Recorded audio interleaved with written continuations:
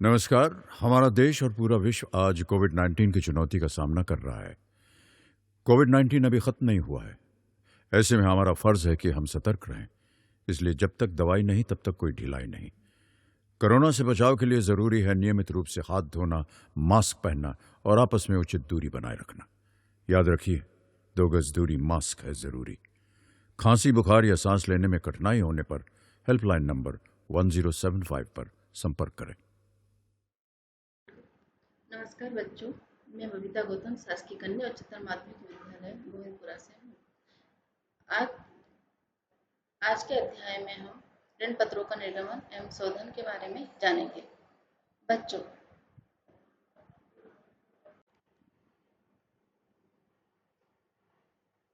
ऋण पत्रों के शोधन में निम्न बिंदुओं का अध्ययन करेंगे। ऋण पत्रों के शोधन का अर्थ, ऋण पत्रों के शोधन के वित्तीय स्रोत या साधन, ऋण पत्रों के शोधन या भुगतान की विधियां, ऋण पत्रों के शोधन के लिए नकल प्रविष्टियां। पहले हम ऋण पत्रों के शोधन का अर्थ देखेंगे। ऋण पत्रों के मोचन या शोधन से तात्पर्य कंपनी द्वारा ऋण पत्रों की राशि का परिशोधन करना है। शोधन के अंतर्गत कंपनी ऋण पत्रधारियों से अपने द्वारा निर्गमित ऋण पत्रों को वापस ले लेती है। बच्चों, जब कंपनी ऋण पत्रों का भुगतान कर देती है तो उनके ऋण पत्र उन्हें वापस प्राप्त हो जाते हैं। ऋण पत्रों के शोधन के वित्तीय स्रोत या साधन। पहला, नए अंशों एवं ऋण पत्रों के निर्गमन से प्राप्त राशि से शोधन। दूसरा, ऋण पत्रों का पूंजी में से शोधन। तीसरा, ऋण पत्रों का लाभों में से शोधन। चौथा, स्थायी संपत्ति की बिक्री से प्राप्त राशि में से शोधन। पहला, नए अंशों एवं ऋण पत्रों के निर्गमन से प्राप्त राशि में से शोधन। जब कंपनी को ऋण पत्रों के शोधन के लिए धन की आवश्यकता होती है तो कंपनी इस समय नए समता अंशों एवं पूर्वाधिकार अंशों अथवा नए ऋण पत्रों का निर्गमन कर लेती है और निर्गमन से प्राप्त राशि में से ऋण पत्रों का शोधन कर देती है। मतलब बच्चों, ऋण पत्रों के शोधन की राशि यदि कंपनी के पास में उपलब्ध नहीं होती है तो वह किस तरह प्रकार करती है, नए अंशों जैसे समता अंश और पूर्वाधिकार अंश का निर्गमन करके या नए ऋण पत्रों का निर्गमन करके जो भी राशि प्राप्त होती है उससे ऋण पत्रों का शोधन कर सकती है। दूसरा है ऋण पत्रों का पूंजी में से शोधन। जब ऋण पत्रों का शोधन लाभ में से नहीं किया जाता है अपितु कंपनी के वर्तमान संसाधनों में से किया जाता है तो उसे पूंजी में से शोधन करना कहा जाता है। तीसरा, ऋण पत्रों का लाभों में से शोधन। कंपनी अधिनियम 2013 की धारा 71(4) में निर्दिष्ट राशि अथवा शोधनीय ऋण पत्रों के अंकित मूल्य के बराबर राशि अर्थात 100% ऋण पत्रों के शोधन के पूर्व ऋण पत्र शोधन संचय खाते, डिबेंचर रिडेम्पशन रिजर्व अकाउंट, जिसको हम डीआरआर में हस्तांतरित की जाती है। चौथा, स्थायी संपत्तियों की बिक्री से प्राप्त राशि में से शोधन करना। जब कंपनी ऋण पत्रों का शोधन स्थायी संपत्तियों की बिक्री से प्राप्त राशि में से करती है तो इसे स्थायी संपत्तियों की बिक्री से ऋण का शोधन करना कहा जाता है। अब हम ऋण पत्रों के शोधन की विधियां देखेंगे। पहली विधि होती है एक मुश्त भुगतान, दूसरी किस्तों में भुगतान, तीसरी खुले बाजार में खरीदना, चौथी अंशों या नए ऋण पत्रों में परिवर्तन। पहली विधि एक मुश्त भुगतान। इस विधि के अंतर्गत एक कंपनी ऋण पत्रों की कुल राशि का भुगतान ऋण पत्र धारकों को एक मुश्त में करती है, मतलब सारी राशि एक साथ देना। ऋण पत्रों का भुगतान परिपक्वता से पहले भी हो सकता है। परिपक्वता से मतलब जो निश्चित तिथि तय की गई है उससे पहले, यदि ऋण पत्र संलेख में इसकी व्यवस्था हो तो। ऋण पत्रों के शोधन की एक मुश्त राशि द्वारा भुगतान में दो विकल्प होते हैं। एक मुश्त भुगतान में दो विकल्प कौन से होते हैं? पहला विकल्प है पूंजी में से ऋण पत्रों का एक मुश्त भुगतान, दूसरा संचित लाभों में से ऋण पत्रों का एक मुश्त शोधन। पहला, पूंजी में से ऋण पत्रों का एक मुश्त शोधन। जब ऋण पत्रों का शोधन लाभ में से नहीं किया जाता है अपितु कंपनी के वर्तमान संसाधनों में से किया जाता है तो उसे पूंजी में से शोधन करना कहते हैं या पूंजी में से भुगतान करना कहा जाता है। संपत्ति लाभों में से ऋण पत्रों का एक मुश्त शोधन। कंपनी अधिनियम 2013 की धारा 71(4) के अनुसार जब भी कोई कंपनी ऋण पत्र निर्गमित करती है तो उसे लाभांश के भुगतान के लिए उपलब्ध लाभों में से ऋण पत्र शोधन संचय का सृजन करना होता है और इस संचय में जमा राशि का प्रयोग ऋण पत्रों के शोधन के अतिरिक्त अन्य किसी कार्य में नहीं होगा। अर्थात बच्चों, जो हम DRR क्रिएट करेंगे वो सिर्फ ऋण पत्रों के शोधन के लिए किया जाता है। किस्तों में भुगतान। इस विधि के अंतर्गत कंपनी कुल ऋण पत्रों के एक निश्चित भाग का प्रतिवर्ष किस्तों में भुगतान करती है। इस विधि के अंतर्गत ऋण पत्रों का मोचन किस्तों में ऋण पत्रों की अवधि तक प्रति वर्ष के अंत में लिया जाता है। ऋण पत्रों की कुल देनदारी को वर्षों के योग से विभाजित किया जाता है और ऋणों का वास्तविक मोचन इस रूप में जाना जाता है कि ऋण पत्रों का बकाया भुगतान अपेक्षित संख्या की किस्तों में किया जा चुका है। तीसरी विधि खुले बाजार में खरीदना या क्रय। जब एक कंपनी अपने ही ऋण पत्रों को रद्द या निरस्त करने अथवा निवेश के उद्देश्य से क्रय करती है तो इस क्रिया को खुले बाजार में ऋण पत्रों के क्रय द्वारा शोधन करना कहा जाता है। अंशों में परिवर्तन करके शोधन। कंपनी अधिनियम 2013 की धारा 71 के तहत कंपनी अपने ऋण पत्रों को अंश या नए ऋण पत्रों में परिवर्तित कर मोचित या शोधन कर सकती है। ऋण पत्र धारक कंपनी के प्रस्ताव को यदि वह उनके लिए लाभदायक है तो ऋण पत्रों को परिवर्तित करने का अधिकार व्यवहार में ला सकते हैं। यह नए अंश या ऋण पत्र सम मूल्य पर बट्टे पर प्रीमियम पर निर्गमित किए जा सकते हैं। अर्थात बच्चों, अंशों में परिवर्तन करना मतलब ऋण पत्रों का शोधन करने से पहले यदि ऋण पत्रों को अंशों में परिवर्तित कर शोधन करना चाहे तो कंपनी कर सकती है। एक मुश्त द्वारा मोचन। जब कंपनी पूरी राशि को एक मुश्त प्रदान करती है तो कंपनी की खाता पुस्तकों में निम्न प्रविष्टि होगी। ऋण पत्रों का सम मूल्य पर मोचन किया जाता है। तब निम्न प्रविष्टि होगी ऋण पत्र खाता नाम ऋण पत्र धारक से। दूसरी एंट्री होगी ऋण पत्र धारक नाम बैंक खाते से। यदि ऋण पत्रों का प्रीमियम पर मोचन अथवा शोधन किया जाता है तो निम्न प्रविष्टि होगी ऋण पत्र खाता नाम ऋण पत्र के मोचन पर प्रीमियम खाता नाम ऋण पत्र धारक से। दूसरी एंट्री होगी ऋण पत्र धारक नाम बैंक खाते से। किस्तों में ऋण पत्रों का मोचन करने पर निम्न प्रविष्टियां होगी। पहली, लाभ एवं हानि विवरण खाता नाम ऋण पत्र मोचन निधि खाते से। दूसरी, ऋण पत्र खाता नाम ऋण पत्र धारक से ऋण पत्र धारक नाम बैंक खाते से। यदि ऋण पत्रों का मोचन पूंजी में से किया जाता है तब निम्न प्रविष्टियां होगी ऋण पत्र खाता नाम ऋण पत्र धारक खाते से। दूसरी एंट्री ऋण पत्र धारक नाम बैंक खाते से। जब ऋण पत्रों को खुले बाजार से बट्टे पर खरीदा एवं रद्द किया जाता है तब निम्न प्रविष्टियां होगी। पहले, तत्काल निरस्तीकरण हेतु स्वयं के ऋण पत्रों की खरीद। ऋण पत्र खाता नाम बैंक खाते से। ऋण पत्रों के मोचन पर लाभ खाते से। मोचन पर लाभ का हस्तांतरण। ऋण पत्रों के मोचन पर लाभ खाता नाम पूंजी आरक्षित खाते से। यदि ऋण पत्र को कंपनी खुले बाजार में उस मूल्य पर खरीदती है जो कि साधारण मूल्य से अधिक हो तब निम्न प्रविष्टियां होगी। ऋण पत्र खाता नाम ऋण पत्र के मोचन पर हानि खाता नाम। हानि खाता इसलिए रहेगा क्योंकि अधिक से खरीद रही है। बैंक खाते से। लाभ व हानि खाता नाम ऋण पत्र के मोचन पर हानि खाते से।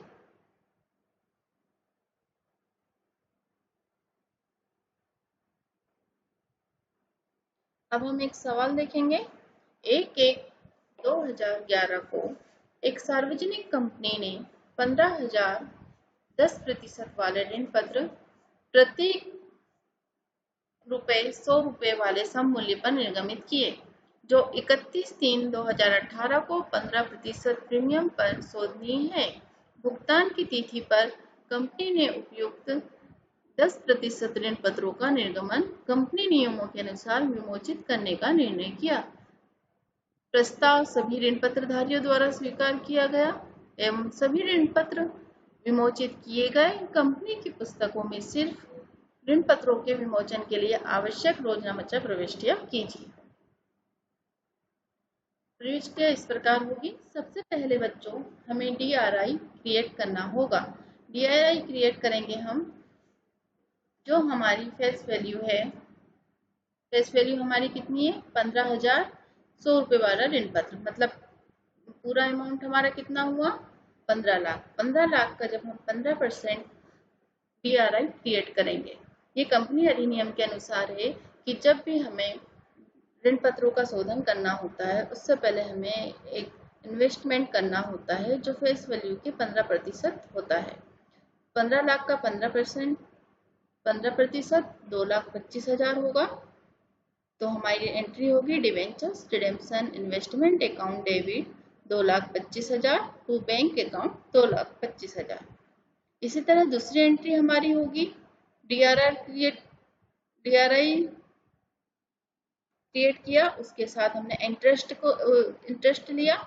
तो bank account debit 2,45,625 to debenture redemption investment account 2,25,000, जो हमारा DRI ऊपर था वो का वही आएगा। अब ये टू इंटरेस्ट अर्न्ड अकाउंट जो है 20,625, ये किस तरह आया?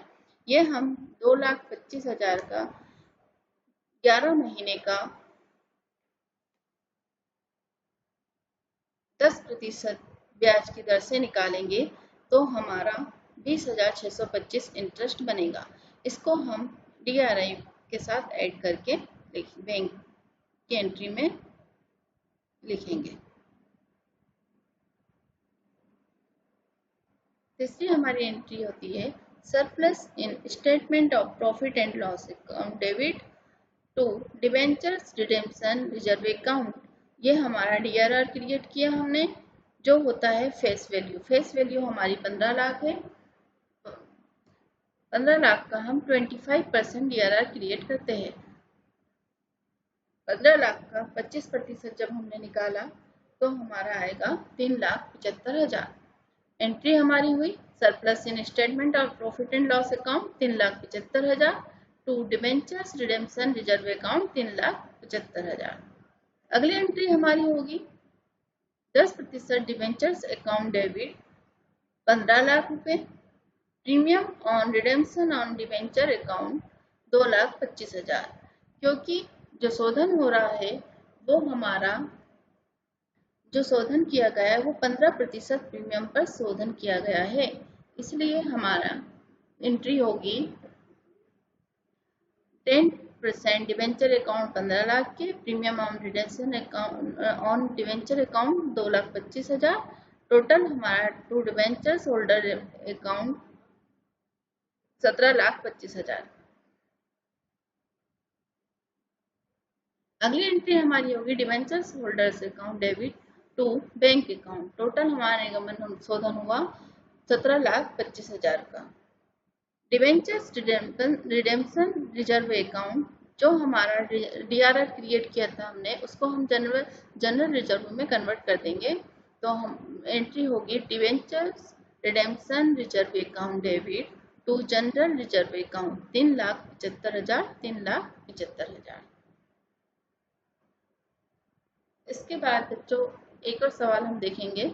ए लिमिटेड ने 100 रुपये वाले 2,000 10% सममूल्य पर निर्गमित किए ऋण पत्र निर्गमित किए, जो 5 वर्ष के अंत में सममूल्य पर शोध्य है। ऋण पत्रों के निर्गमन एवं शोधन दोनों के समय जनरल प्रविष्टियां कीजिए। निर्गमन पर हमारी एंट्री होगी bank account debit to 10% debentures account, और शोधन के समय हमारी एंट्री होगी 10% debentures account to debenture holder account 2 lakh रुपए राशि। दूसरी debenture holders account debit to bank account, amount वही 2 लाख रुपए। अगला सवाल है 1/1/2011 को पी लिमिटेड ने 100 रुपये वाले 5,000 10% ऋण पत्रों को 10% प्रीमियम पर निर्गमित किया। ब्याज 2 अर्धवार्षिक किस्तों में देय है, अर्थात प्रत्येक वर्ष 30 जून तथा 31 दिसंबर को इन ऋण पत्रों का शोधन 31/12/2015 से प्रारंभ होने वाले 3 वर्षों में क्रमशः 1 लाख रुपए, 2 लाख रुपए और 2 लाख रुपए की किस्तों में होना था। कंपनी अंश पूंजी एवं ऋण पत्रों के नियम 2014 के अनुसार बैंक के सावधि जमा में निवेश किया गया। ऋण पत्रों के निर्गमन और शोधन के समय जर्नल की आवश्यक प्रविष्टियां कीजिए।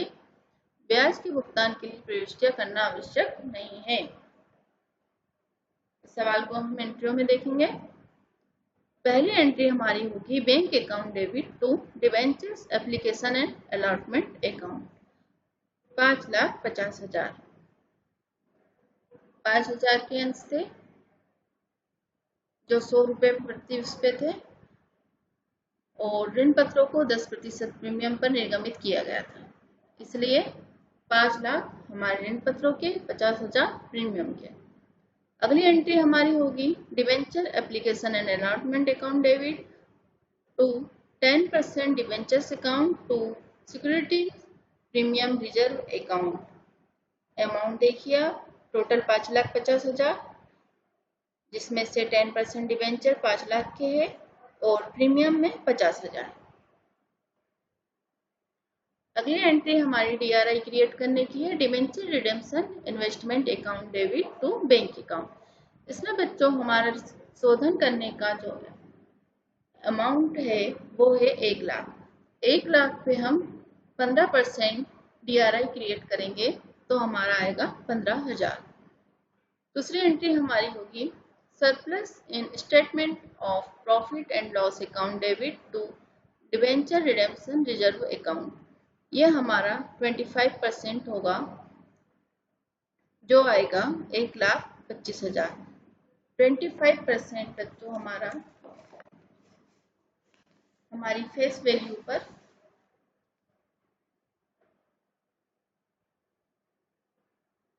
5,000 इंटू 100 जो ऋण पत्र है हमारे टोटल हो रहे हैं, उस पर हम 25% डीआरआर क्रिएट करेंगे तो हमारा अमाउंट आएगा 1,25,000। अगली हमारी एंट्री होगी शोधन की 10% debentures account debit to debentures holder account. 1 lakh रुपए की फर्स्ट किस्त है। सेकंड एंट्री हमारी होगी debentures holders account debit to bank account. 1-1 lakh की एंट्री होगी।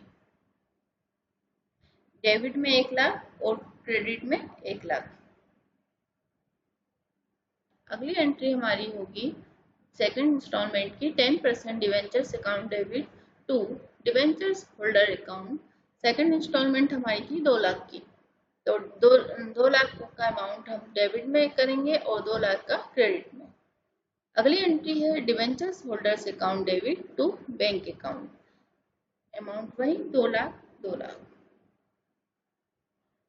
हमने जो डीआरआई क्रिएट किया था उसको हम ट्रांसफर कर देंगे bank account debit to debenture redemption investment account.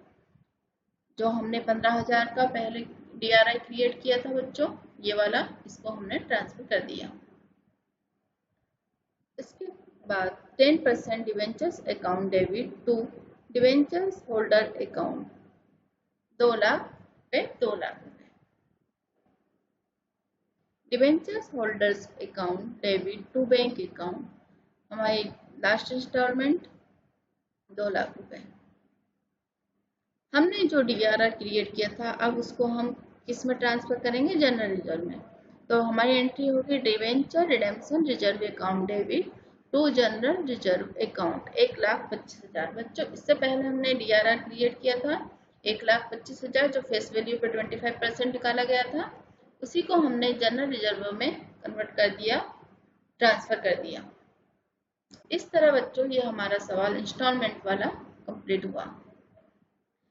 बच्चों आज हमने जो जो पढ़ा उसकी हम पुनरावृत्ति करेंगे।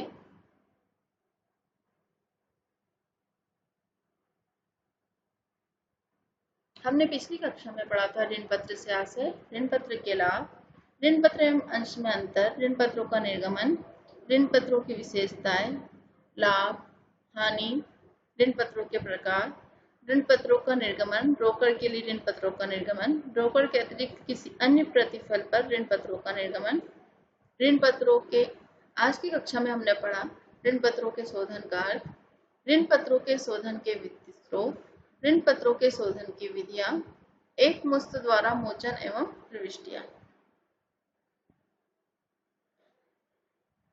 ये बच्चों पहले की कक्षाओं में हमने पढ़ा था ऋण पत्र से आशय, फिर विशेषताएं देखी थी, फिर ऋण पत्रों के लाभ, हानियां, प्रकार, अंतर, अंश और ऋण पत्र में, अंशधारी एवं ऋण पत्रधारी में अंतर देखे थे, ऋण पत्रों का निर्गमन देखा था, ऋण रोकड़ के लिए ऋण पत्र का निर्गमन का अध्ययन किया था, रोकड़ के अतिरिक्त अन्य किसी प्रतिफल पर ऋण पत्रों का निर्गमन का अध्ययन किया था, ऋण पत्रों के शोधन का अर्थ समझा था, ऋण पत्रों के शोधन के वित्तीय स्रोत को जाना था, ऋण पत्रों के शोधन की विधियां जानी थी। अब बच्चों हम गृह कार्य, आप लोग गृह कार्य नोट करेंगे। गृह कार्य में पहला ऋण पत्रों के निर्गमन का गृह कार्य है, ऋण पत्रों के प्रकारों को समझाइए। अंश एवं ऋण पत्र में अंतर लिखिए। एक सवाल है, नयनतारा लिमिटेड ने 10 रुपए वाले 50,000 11% ऋण पत्र 9 रुपए प्रति ऋण पत्र की दर से निर्गमित किए। सारी राशि आवेदन पर ही प्राप्त हो गई। जनरल में लेखे कीजिए। इसी प्रकार एक और सवाल है, निम्नलिखित दशाओं में जनरल प्रविष्टियां करना है। पहली दशा है 100 रुपए वाले 5,000 8% ऋण पत्र सम मूल्य पर निर्गमित किए गए। दूसरा 100 रुपए वाले 5,000 8% ऋण पत्र 10% प्रीमियम पर निर्गमित किए गए। तीसरी कंडीशन है 100 रुपए वाले 5,000 8% ऋण पत्र 10% बट्टे पर निर्गमित किए गए। ऋण पत्रों के शोधन का गृह कार्य आपका, ऋण पत्रों के शोधन की विभिन्न विधियों के नाम एवं उनमें से 2 को समझाइए।